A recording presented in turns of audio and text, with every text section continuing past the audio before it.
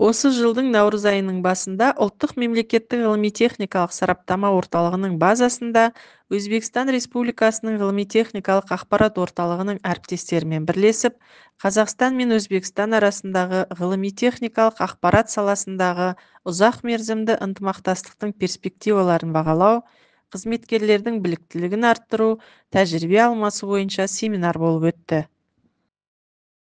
Өзбек делегациясының құрамында ғылыми-техникалық ақпарат орталығы директорының бірінші орынбасары Фахриддин Давруков, басқарма бастықтары Абсалом Ишимов, Құрбанбой Абуниязов, Асқар Нұрбеков, басқарма бастығының орынбасарлары Исмаил Нигмонов пен Шерзот Ибрагимовтер де болды.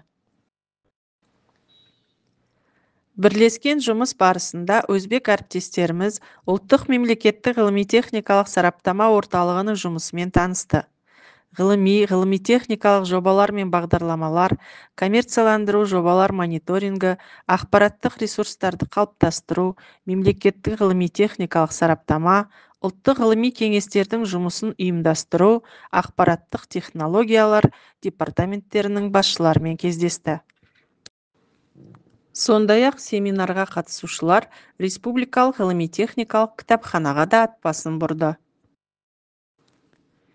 Сараптама орталығы қабырғасында өткен семинар Орталық Азияның екі ірі елі Қазақстан Республикасы мен Өзбекстан Республикасы арасындағы ғылыми-техникалық ақпарат саласындағы ынтымақтастықты дамытуға түрткі болды.